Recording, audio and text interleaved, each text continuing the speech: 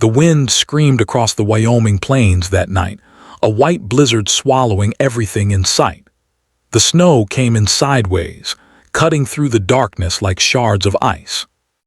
Miles from town, the Lambert Ranch stood silent. Its owner, Elias Lambert, a man known in those parts as the Silent Rancher, sat alone by the dying fire, staring into the flames.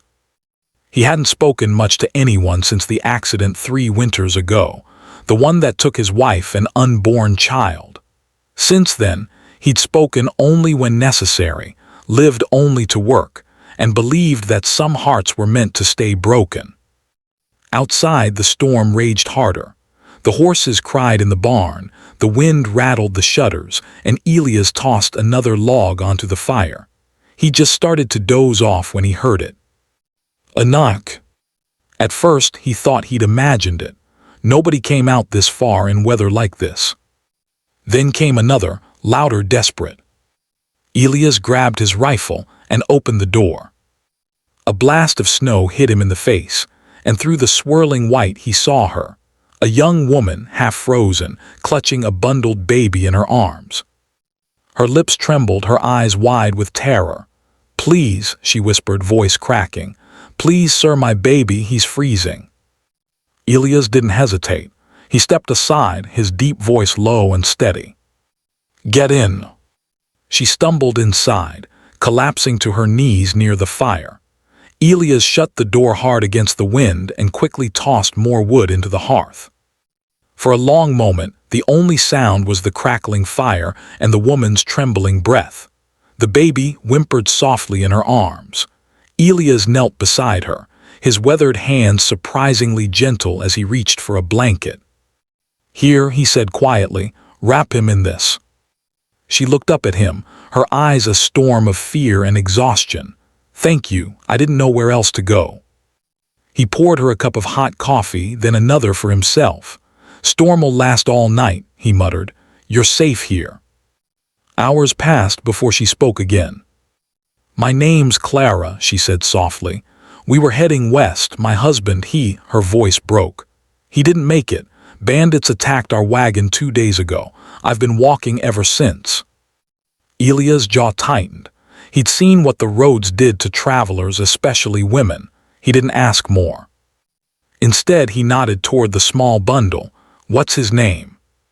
"Samuel," she whispered. "He's all I've got left." Elias looked at the child, sleeping now, a tiny fist poking through the blanket. Something in his chest stirred, a feeling he hadn't allowed himself in years. He rose quietly. "You should rest. You and the boy can take the bed. I'll sleep out here." Clara's eyes widened. "You've done enough already, sir. I can't." But he was already spreading his blanket by the fire. No talk, just rest. And for the first time in weeks, she slept without fear. By morning, the storm had eased. Sunlight cut through the frost on the windows, and Clara woke to the smell of coffee and something cooking. Elias stood at the stove, frying bacon and eggs. "You cook too?" she asked sleepily. He shrugged. "Had to learn. Livin' alone'll teach you fast." She smiled faintly, watching him. "You've been alone a long time, haven't you?" He didn't answer right away. "Long enough." Over the next few days, as the roads cleared, Clara helped him around the ranch. She fed the horses, washed dishes, and laughed softly at his quiet gruffness. At first, he barely spoke, but every evening she'd talk to him about her son, her dreams, her lost husband, her fears, and slowly something shifted. He started replying with more than a word or two. When she burned her hand on the stove, he bandaged it gently. When the baby cried at night, he'd wake first, packing the cabin until the child settled again. And one night Clara said softly, "You'd have been a good father." He froze, the words cutting deep, but not in the way they used to. For the first time, the thought didn't hurt. Weeks turned into a month. The snow melted, revealing open fields again. Clara packed her few belongings one morning, her face pale. "The weather's good now. I should move on. There's a town west of here. I can start over." Elias stood silent by the door, his hat in his hands. His heart thudded like thunder. "You sure that's what you want?" he asked quietly. She looked at him for a long time. "You've given me everything, a home, food, safety, but I can't stay where I'm not wanted." He took a slow breath, then stepped closer. His voice was low, almost a whisper.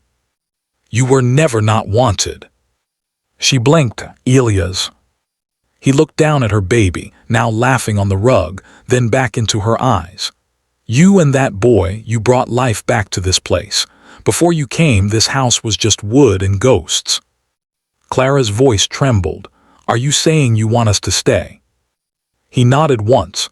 "I'm saying this ranch could use the sound of laughter again." That evening, the three of them sat by the fire, Clara mending clothes, Elias carving wood, and little Samuel asleep in her arms.